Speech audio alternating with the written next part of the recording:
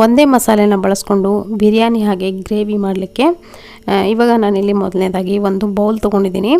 ಇದಕ್ಕೆ ಮೊದಲನೇದಾಗಿ ಅಕ್ಕಿಯನ್ನು ನೆನೆಸ್ಕೊಳ್ಳೋಣ, ಆವಾಗ ನಮಗೆ ಮಾಡೋಕ್ಕೆ ಈಸಿ ಆಗುತ್ತೆ. ಒಂದು ಕಪ್ಪಷ್ಟು ಅಕ್ಕಿನ ಹಾಕ್ಕೊಂಡಿದ್ದೀನಿ. ಅಕ್ಕಿನ ಕ್ಲೀನಾಗಿ ವಾಶ್ ಮಾಡಿಕೊಂಡು 1 ಕಪ್ ನೀರು ಹಾಕ್ಕೊಂಡು ನೀವು ನೆನೆಸಿಡ್ಬೇಕಾಗತ್ತೆ ನೀರಲ್ಲಿ. ಸೊ ಇದನ್ನು ನೆನೆಯಕ್ಕೆ ಬಿಟ್ಬಿಡೋಣ ಒಂದು ಅರ್ಧ ಗಂಟೆ. ನೀವು ಬಾಸ್ಮತಿ ಕೂಡ ಬಳಸ್ಬೋದು. ಇವಾಗ ಮಸಾಲೆ ರೆಡಿ ಮಾಡ್ಕೊಳ್ಳೋಣ. 2 in 1 ಮಸಾಲೆ ಅಂತ ಹೇಳ್ಬೋದು. ಬಿರಿಯಾನಿಗೆ ಹಾಗೆ ಗ್ರೇವಿ ಎರಡಕ್ಕೂ ಒಂದೇ ಮಸಾಲೆ. ಒಂದು 10 ಲವಂಗ, 5 ಏಲಕ್ಕಿ, ಒಂದು ಟೀ ಸ್ಪೂನಷ್ಟು ಮೆಣಸುಕಾಳು ಹಾಕ್ಕೊಂಡಿದ್ದೀನಿ, 1 ಟೀ ಸ್ಪೂನಷ್ಟು ಸೋಂಪು ತೊಗೊಂಡಿದ್ದೀನಿ, 1 ಇಂಚಿನಷ್ಟು ಚಕ್ಕೆ ಹಾಕ್ಕೊಂಡಿದ್ದೀನಿ, ಹಾಗೆ 1 ಸ್ಪೂನಷ್ಟು ಧನಿಯಾ ಕಾಳು.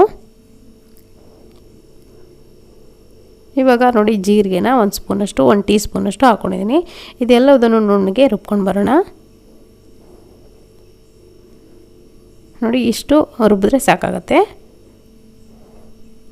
ಇವಾಗ ಈ ಮಸಾಲೆನಲ್ಲಿ ನಾನಿಲ್ಲಿ 1 ಸ್ಪೂನಷ್ಟು ಮಸಾಲೆನ ಸೈಡಲ್ಲಿ ತೆಗೆದು ಒಂದು ಬೌಲ್ಗೆ ಹಾಕ್ಕೊಂಡು ಎತ್ತಿಟ್ಕೊಳ್ತೀನಿ. ಇಷ್ಟೇ ಸಾಕು. 1 ಸ್ಪೂನಷ್ಟು ಮಸಾಲೆ ಸೈಡಲ್ಲಿ ಎತ್ತಿಟ್ಕೊಳ್ಳಿ. ಇವಾಗ ಇದಕ್ಕೆ ಉಳಿದಿರುವಂಥ ಇಂಗ್ರೀಡಿಯೆಂಟ್ಸ್ನ ಹಾಕೊಳ್ಳೋಣ. 2 ಗೆಡ್ಡೆ ಬೆಳ್ಳುಳ್ಳಿ, 1 ಇಂಚಿನಷ್ಟು ಶುಂಠಿನ ಹಾಕ್ಕೊಂಡಿದ್ದೀನಿ. ಹಾಗೆಯೇ 1 ದೊಡ್ಡ ಗಾತ್ರದ ಈರುಳ್ಳಿನ ಹಾಕ್ಕೊಂಡಿದ್ದೀನಿ. ಹಾಗೆ ಟೊಮೆಟೊ ಕೂಡ 1 ದೊಡ್ಡ ಗಾತ್ರದ್ದು. ಸ್ವಲ್ಪ ಪುದೀನ ಸೊಪ್ಪನ್ನು ಹಾಕ್ಕೊಳ್ತಾ ಇದ್ದೀನಿ. ಹಾಗೆ ಕಾಯಿ ನೋಡಿ, ತೆಂಗಿನಕಾಯಿ 1 ಹಿಡಿ ಆಗೋಷ್ಟು, ಒಂದು ಹಿಡಿ ಅಂದರೆ ಒಂದು 1/4 ಕಪ್ ಆಗೋಷ್ಟು ಸಾಕಾಗುತ್ತೆ. ಇದನ್ನು ನುಣ್ಣಗೆ ರುಬ್ಕೊಂಡು ಬರೋಣ.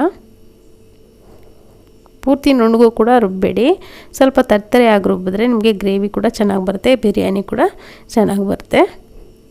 ಇದನ್ನು ಒಂದು ಪ್ಲೇಟ್ಗೆ ಎತ್ತಿಟ್ಕೊಂಡ್ಬಿಡೋಣ. ನೋಡಿ ಪೂರ್ತಿಯಾಗಿ ಮಸಾಲೆನ ಎತ್ತಿಟ್ಕೊಂಡು ಅದರಲ್ಲಿ 2 ಭಾಗ ಮಾಡ್ಕೊಳ್ಳಿ. ನಾನು ಕೂಡ ನೋಡಿ ಇಲ್ಲಿ ಪೂರ್ತಿಯಾಗಿ ಮಸಾಲೆನ ಒಂದು ಪ್ಲೇಟ್ಗೆ ಎತ್ತಿಟ್ಕೊಂಡು 2 ಸಮ ಭಾಗವಾಗಿ ಮಾಡ್ಕೊಳ್ತಾ ಇದ್ದೀನಿ. ಒಂದು ಬಿರಿಯಾನಿಗೆ ಹಾಗೆ ಒಂದು ಗ್ರೇವಿ ಮಾಡಲಿಕ್ಕೆ.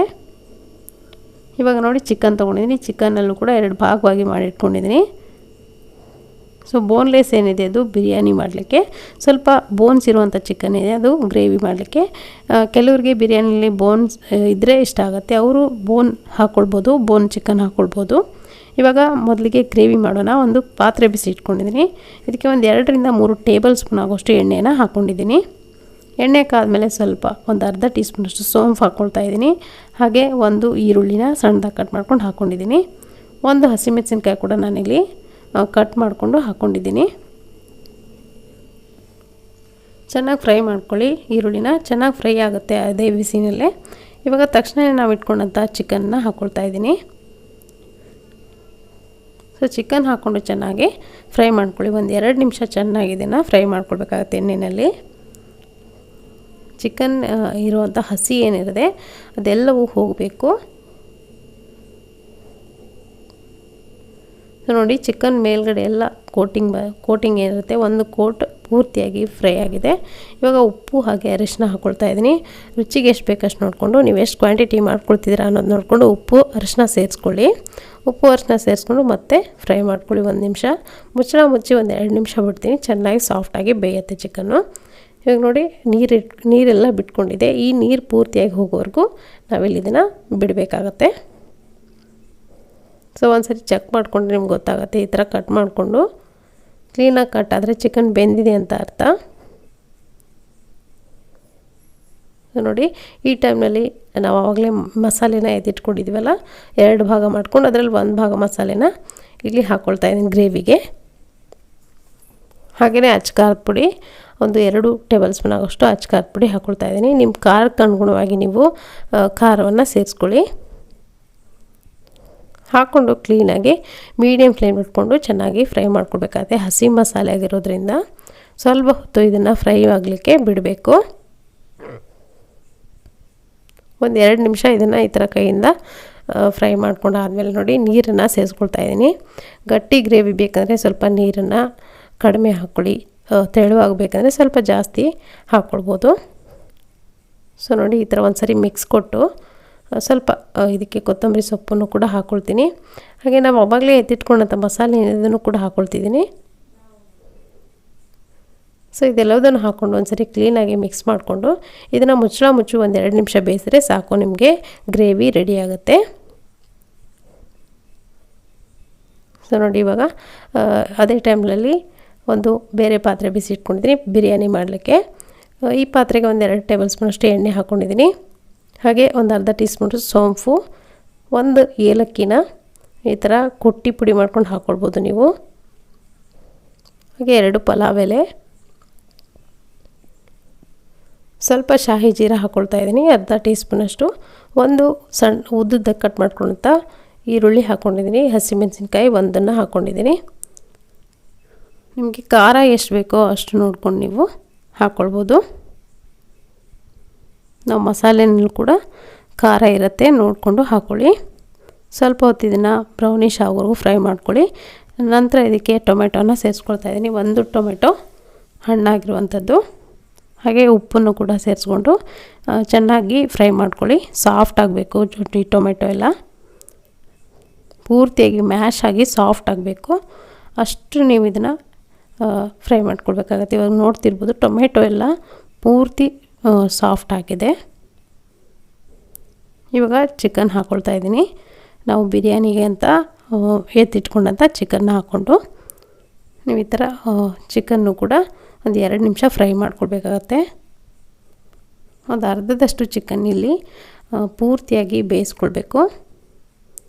ಯಾಕಂದರೆ ನಾವು ಬಿರಿಯಾನಿ ಮಾಡ್ತಿರೋದ್ರಿಂದ ಚಿಕನ್ ಪೂರ್ತಿಯಾಗಿ ಬೆಂದ್ರೇ ಚೆನ್ನಾಗಾಗೋದು. ಸ್ವಲ್ಪ ಅರಿಶಿನ ಕೂಡ ಹಾಕ್ಕೊಳ್ತಿದ್ದೀನಿ.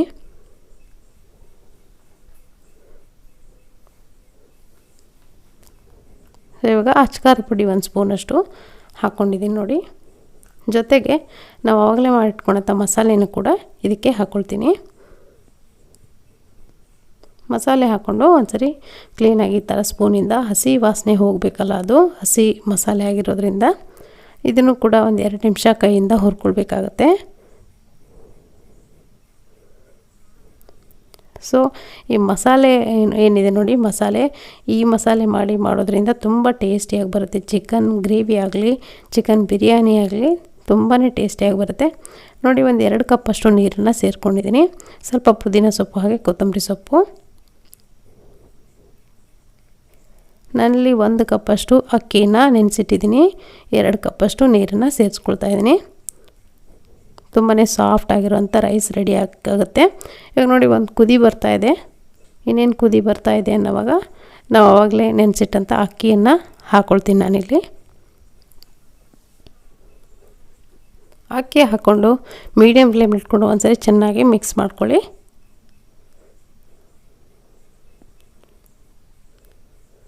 ಸೊ ಈ ಥರ ಕ್ಲೀನಾಗಿ ಮಿಕ್ಸ್ ಮಾಡ್ಕೊಂಡಾದಮೇಲೆ ನಾನಲ್ಲಿ ಈ ಲಿಡ್ಡನ್ನು ಕ್ಲೋಸ್ ಮಾಡ್ತೀನಿ.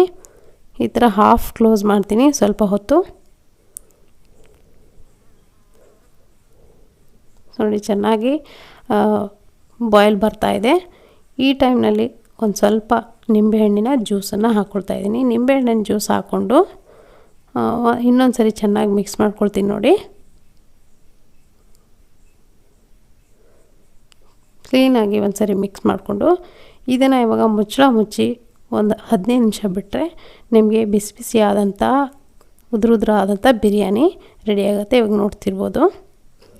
ಸೊ ಇದನ್ನು ತಕ್ಷಣವೇ ಬಿಸಿ ಬಿಸಿ ಇರೋವಾಗಲೇ ಸರ್ವ್ ಮಾಡಬೇಡಿ, ಮುದ್ದೆ ಆಗಿಬಿಡುತ್ತೆ. ಒಂದು 2 ನಿಮಿಷ ಈ ಥರ ಮುಚ್ಚಳ ಮುಚ್ಚಿಟ್ಟು ಆಮೇಲೆ ನೀವು ಸರ್ವ್ ಮಾಡ್ಕೊಳ್ಬೋದು. ನೋಡಿ ಇವಾಗ ನಾನ್ ವೆಜ್ ಥಾಲಿ ರೆಡಿಯಾಗಿದೆ. ತುಂಬಾ ಟೇಸ್ಟಿಯಾಗಿರುತ್ತೆ.